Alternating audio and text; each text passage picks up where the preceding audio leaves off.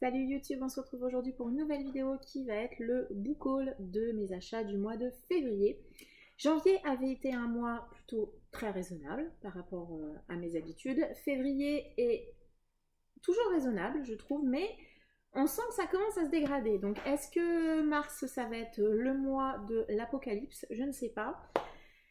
En tout cas, on va déjà parler de février. Je vais vous présenter donc tout ce que j'ai acheté et reçu. On démarre comme d'habitude avec les graphiques. Ça va aller assez vite, je crois, parce qu'il y a pas mal de suites de séries. Donc, je me suis d'abord pris le tome 3 de L'école emportée de Kazuo Umezu. C'est publié chez Glénat. Réédition d'un titre plutôt de science-fiction, un petit peu creepy également. Ici, on va suivre, si jamais vous ne connaissez pas L'école emportée, une classe, une école primaire qui va se faire, qui va du jour au lendemain, qui va disparaître. Voilà, il va y avoir une espèce de tempête, je crois, et l'école va complètement disparaître.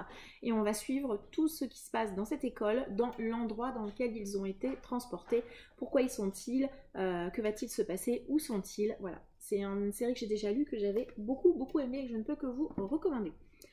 Ensuite, j'ai rattrapé mon retard sur une série. Alors, j'ai rattrapé mon retard avant d'avoir trop de retard, justement. Je me suis pris les tomes 2, 3 et 4 de Beck de Harold Sakiuchi. C'est publié chez Delcourt Tonkam. Ce sont des tomes doubles.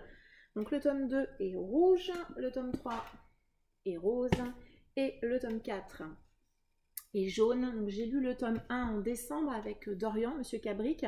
Je ne sais pas quand est-ce que je poursuivrai cette série. On est ici tout simplement sur la création d'un groupe de musique rock au Japon. J'ai vu l'anime il y a quelques années, animé que j'avais adoré, vraiment adoré. Et voilà, je suis ravie de me profiter de cette réédition pour me procurer ces tomes. Ce sont des tomes doubles, voilà. On a pas mal ça en ce moment, des rééditions avec des tomes doubles. Moi, ça me va plutôt bien. Ensuite, une suite de séries que je suis vraiment hyper contente d'avoir. Donc, suite et fin, c'est le tome 2 des chefs-d'œuvre de Junji Ito, publié chez Mangetsu. Ici, on est dans un sublime, mais vraiment magnifique hardback qui va regrouper des nouvelles du maître de l'horreur japonais. Hein. En tout cas, si c'est pas le maître, c'est un des maîtres. L'ouvrage, il est un peu cher, on pourrait dire 19,90, mais franchement, au vu de la qualité du titre, franchement, il en vaut largement le coup. Le dos est magnifique, enfin vraiment, l'objet, il est vraiment sublime et je suis ravie de revoir Junji Ito en France pour ma part. Une suite de séries, vous l'avez vu à de nombreuses reprises, c'est le tome 18 d'Hikaru no Go, publié chez Delcourt Tonkam. Réédition en hardback d'une série qui va traiter du chemin de Hikaru pour devenir un maître du jeu de Go. L'édition est vraiment magnifique. Je les prends au fur et à mesure parce que comme c'est une série qui a un petit peu de niche, j'ai peur qu'elle soit assez vite en rupture de stock, voire en arrêt de commercialisation lorsqu'elle sera terminée. Mais moi je suis vraiment ravie, l'édition elle est vraiment magnifique. Et puis ensuite, je me suis pris 3 premiers tomes pour des séries qui sont... alors, il y a 2 séries courtes et une série qui est encore en cours. Bref, je me suis d'abord pris le tome 1 de Bloody Cruise de Yu Satomi. C'est publié chez Omake Manga. Ici, on va être... c'est une série qui va être complète en 5 tomes. C'est, comme on peut le voir sur la couverture, une série qui va être une série horrifique. Voilà, une page où tout est plutôt gentil. On va être sur un huis clos qui se passe durant une croisière. Voilà, on nous dit qu'on est sur un survival en haute mer détonnant et effrayant. Donc voilà, vous savez que j'aime beaucoup les graphiques creepy plus les huis clos. Une autre série, je crois qu'elle va aussi être complète en 4 ou en 5 tomes, c'est Shiga Hime de Sato Hirohisa, publié chez Mangetsu. Ici, on va être dans une histoire de vampire, hein, voilà. Et alors, la couverture, alors là, forcément, vous n'allez pas le voir, mais elle est vraiment superbe. Elle est pleine de reflets. Et quand vous la mettez un petit peu dans le noir, en fait, il n'y a vraiment que les parties rouges qui ressortent. Et la couve, elle est vraiment superbe. Alors là, je vais avoir du mal à vous montrer une page. Voilà, hein, celle-là. Voilà. Parce qu'on est vraiment sur un titre, c'est écrit, pardon, derrière d'ailleurs, pour public averti. Et vraiment, ne serait-ce qu'à le feuilleter, vous voyez très bien que c'est pour public averti. Et ensuite, j'ai pris un tome 1 d'une série qui est encore en cours. Alors ça, c'est quelque chose que je fais extrêmement rarement. C'est La danse du soleil et de la lune de Daruma Matsura. C'est publié chez Kiyun. Alors honnêtement, c'est la couverture qui m'a tapé dans l'œil. Et puis après, j'ai découvert que c'était l'auteur, l'autrice. Je sais pas si c'est un homme ou une femme, bref, on va dire l'autre. Je crois que c'est une femme. L'autrice de Kazane. Alors Kazane, je l'ai dans ma palle graphique. Je n'ai pas lu la série. Par contre, j'avais lu le roman dont est tirée la série, le manga, et j'avais beaucoup aimé le roman. Je trouve que les dessins sont magnifiques. Alors les dessins des couvertures sont très très beaux. Et l'intérieur aussi, je trouve qu'il est vraiment très réussi également. C'est pour ça que je l'ai pris. En gros, on va être dans une histoire qui va tourner autour d'un samouraï et d'une histoire de vengeance. Voilà, donc voilà pourquoi je me le suis procuré. Si jamais vous êtes placé à côté, allez-y, apparemment ça a l'air très cool. Et Kazane était vraiment une excellente série, hein, de ce que de tous les retours ultra positifs que j'ai vus. Je précise que je ne l'ai pas lu, mais bon. C'est terminé pour les graphiques. On va passer au service presse. Il y en a vraiment très très peu. 3. Donc j'ai d'abord reçu de la part de ActuSF le guide Stephen King de Yannick Chazaran. C'est un roman qui va revenir sur la vie de Stephen King. Hein. Donc on a une biographie, une analyse des œuvres. Qu'est-ce qu'on a encore ? Les thèmes de prédilection, les héritiers éventuels, une bibliographie, une filmographie, bref, la couverture est très jolie, j'aime beaucoup comment ils ont créé cette couverture avec tous les titres de l'auteur, je trouve ça vraiment très cool.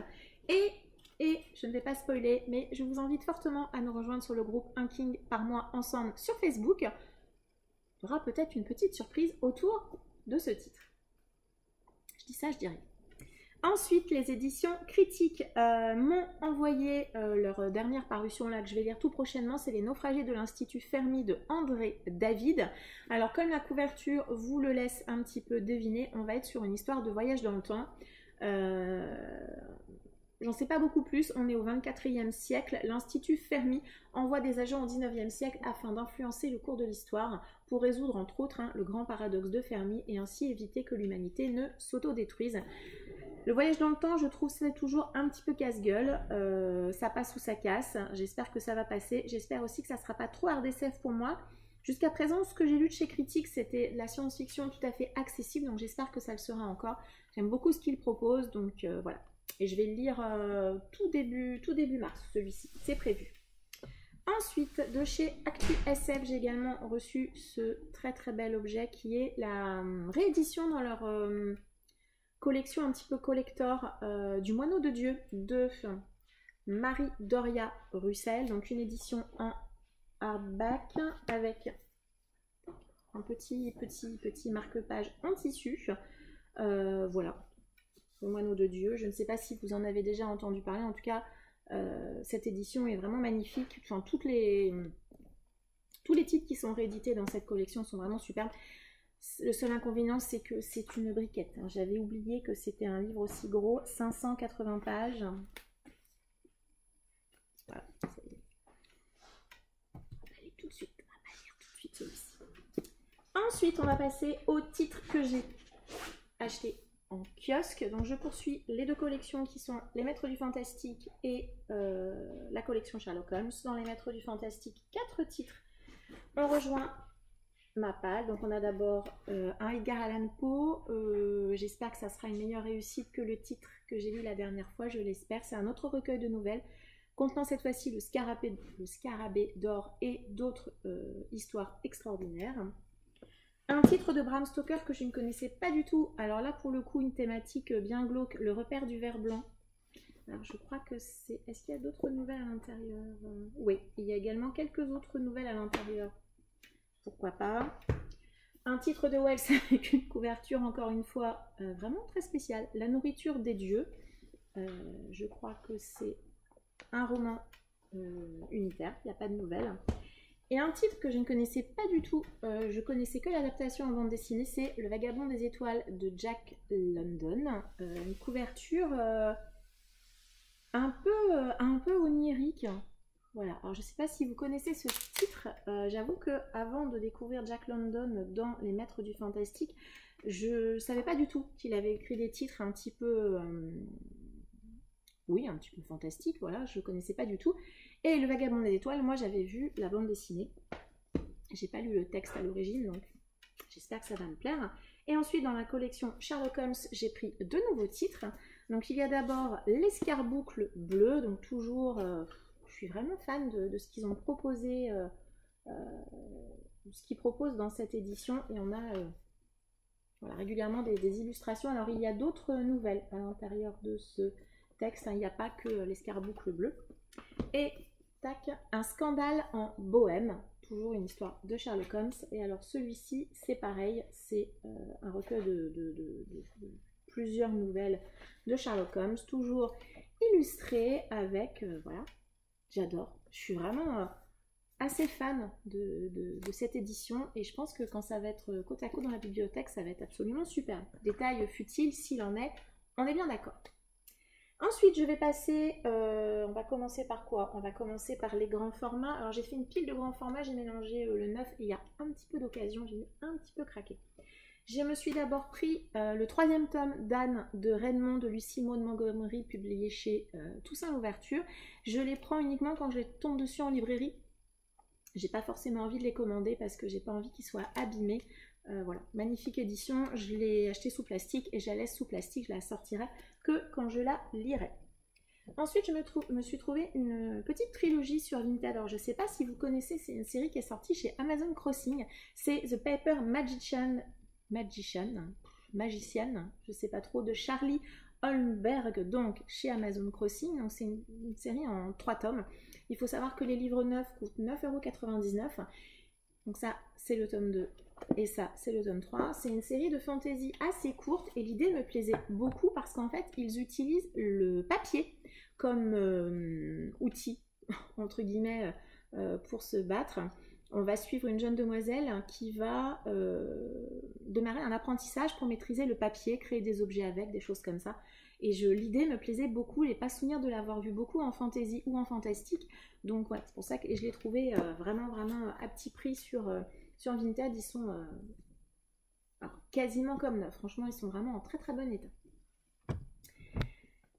C'était pas prévu, mais j'ai fait un petit tour chez Nose et j'ai trouvé ce titre-ci qui était dans ma wishlist. C'est Superman Dawnbreaker de Matt de la Peña. C'est publié chez Bayard. Je sais pas si vous vous rappelez, il y a peut-être 3 ans. Bayard avait démarré toute une collection avec des romans, voilà, dont des univers de super-héros écrits par des auteurs de young adultes assez connus. Je crois qu'on a Marissa Meyer, enfin bref, voilà. On a Wonder Woman, Batman. On a Marie-Lu aussi qui a écrit un titre. Donc voilà, moi je les ai tous, sauf celui-ci. Ben voilà, je suis tombée dessus, il y a encore le prix, 3,99 €. Je suis tombée dessus par hasard chez Nose et ce jour-là, je suis fière de moi. C'est le seul titre que j'ai acheté. Il était dans ma wishlist et je n'en ai pas pris d'autres. Assez fière de moi. Toujours sur Vinted, j'ai fait un petit tour et j'ai trouvé un titre que je cherchais depuis un moment. Genre celui-là, je voulais pas l'acheter neuf. Je voulais vraiment l'acheter en occasion. C'est le tome 1 de Free Dark Crowns, publié aux éditions Léa de Kendar et Blake. C'est donc une série de fantasy young adulte qui est, je crois, en 4 tomes. Ici, on va avoir, si je me rappelle bien, 3 sœurs qui vont devoir se faire un peu la guerre, puisqu'il ne doit à la fin en rester qu'une pour prendre la royauté, pour devenir reine, tout simplement. Je voulais pas l'acheter neuf celui-ci. Pourquoi? Parce que j'étais pas tombée dessus et je l'ai trouvé vraiment à un prix super intéressant sur Vinted. Donc voilà, je l'ai plutôt acheté en occasion. Le tome 2 va sortir, je crois que c'est en mai. Il me semble que j'ai vu que le tome 2 sortait en mai. Donc voilà, Léa a un rythme a priori assez régulier pour sortir ses séries. Donc ça, c'est plutôt cool. Et la série, je crois qu'elle est terminée aux États-Unis en 4 tomes. Ensuite, j'ai craqué sur un titre que je voyais depuis un petit moment. C'est un roman que j'ai déjà lu, mais je n'ai pas pu résister à l'édition Grimoire proposée par Big Bang de Sorcery of Thorns de Margaret Rogerson. Je bégaye ce matin. Avec les pages parcheminées comme ça, le livre est vraiment superbe. Pourquoi est-ce que j'ai craqué? Parce que j'ai vu qu'on commençait à le trouver vraiment difficilement. Je suis pas sûre que Brajlon le rééditera après. Donc voilà, c'est pour ça que je l'ai pris.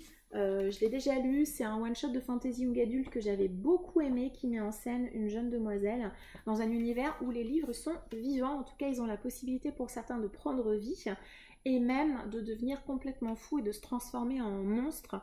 L'univers était très cool, le roman était très chouette, les personnages très sympas. Enfin voilà, vous avez compris que c'était une série, en tout cas un one-shot que j'avais beaucoup aimé. Et voilà, donc du coup je me suis débarrassée de l'édition que j'avais précédemment. Et celui-ci est retourné dans ma palle et me donnera eh bien, l'occasion d'une relecture d'ici quelques temps. Et ensuite, j'ai craqué pour 4 grands formats chez la maison d'édition Inceptio. Je ne sais pas si vous savez, je l'ai déjà dit, mais bon, je le redis au cas où.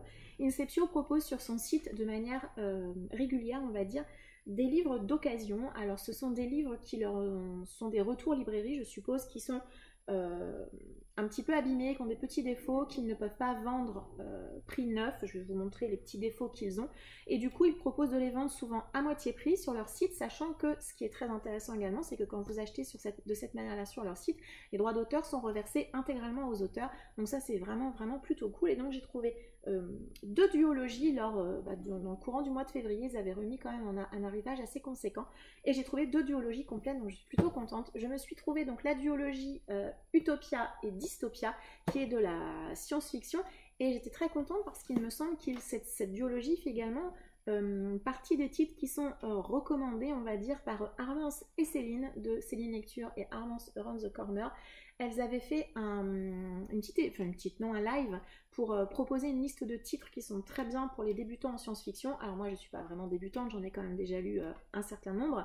Mais de la science-fiction hyper accessible, c'est vraiment très agréable. Alors je vais vous montrer les genres de petits défauts que vous pouvez trouver. Voilà.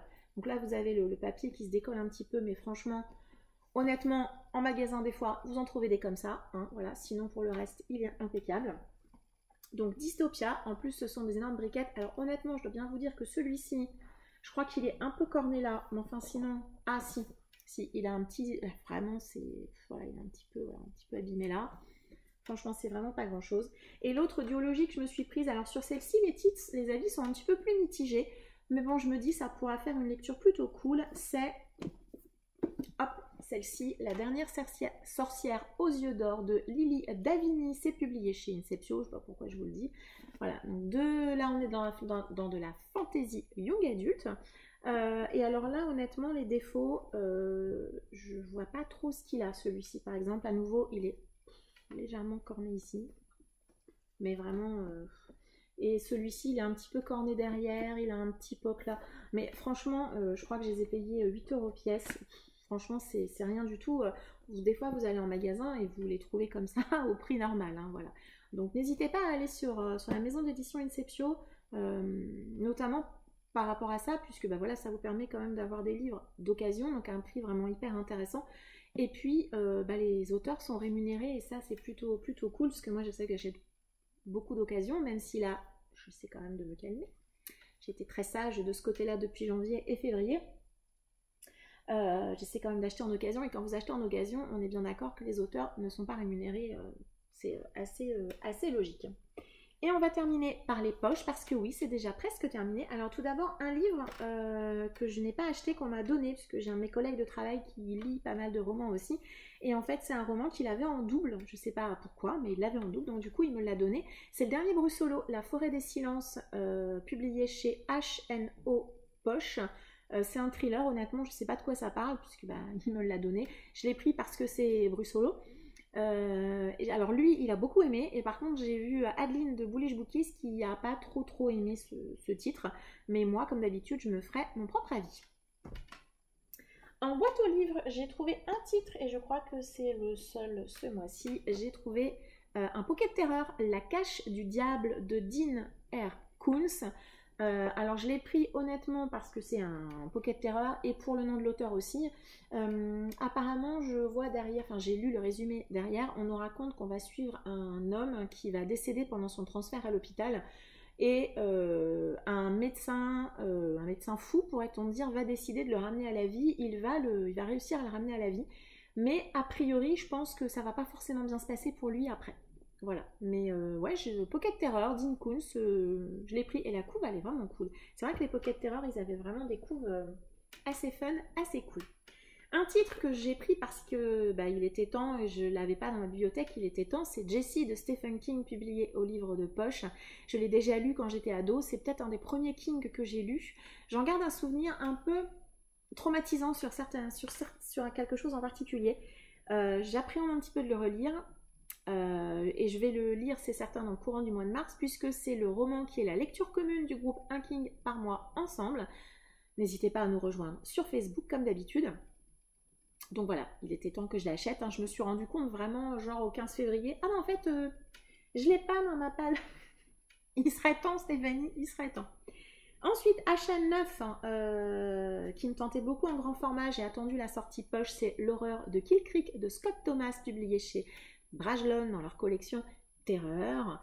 Ici, c'est un huis clos où 4 écrivains spécialisés dans l'horreur vont se regrouper dans une maison pour écrire ou pour partir en vacances, non. C'est un animateur d'un podcast qui va les réunir pour les interviewer durant la nuit d'Halloween. Pourquoi pas pour le Scary Spooky Challenge d'octobre, hein, si il serait parfait. Et en plus, il se passe à Halloween. Parfait, vraiment, vraiment parfait. Sur mon compte, vous voyez vraiment plein de choses différentes et j'ai donc pris une romance. J'ai pris Le Chef de Monica McCarthy, c'est publié chez J'ai lu. Alors pourquoi? Parce que j'ai pas mal entendu parler de cette série il y a 2 ans, je crois. Françoisire avait commencé à les rééditer, ils se sont interrompus en cours de route.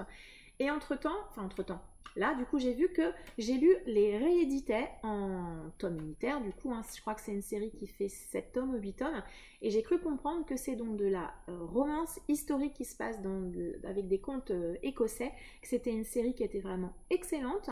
C'est pour ça que je l'ai prise. J'avoue que j'aime beaucoup les couvertures et que le fait que Françoisire ait laissé tomber l'édition, voilà.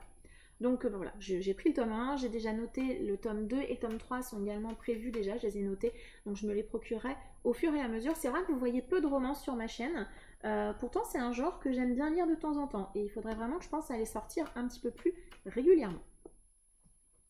Et les derniers achats, parce que oui, on arrive déjà à la fin, c'est un gros craquage thématique, on va dire. Hein. Est-ce que je peux dire c'est pas ma faute, c'est la faute à mon Cultura? Peut-être. Hein. On va accuser Cultura. Cultura a démarré une opération avec les éditions Piquier et j'ai donc un petit peu craqué mon slip sur les éditions Piquier. Le problème c'est que c'est de la littérature asiatique, que c'est une maison d'édition que je trouve pas forcément toujours beaucoup. Et là ils avaient vraiment plein de poches et vraiment beaucoup, plusieurs titres qui étaient dans ma wishlist. Voilà, je suis tombée dessus, j'ai craqué.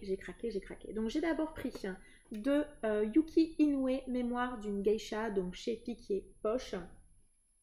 Ici, c'est plus ou moins une autobiographie puisqu'on va suivre une petite fille, Kino Yamaguchi, qui est vendue à l'âge de 8 ans et qui va donc nous raconter toute sa vie en tant que geisha. C'était dans ma wishlist et je l'ai pris. On a quelques illustrations dans ce roman-ci.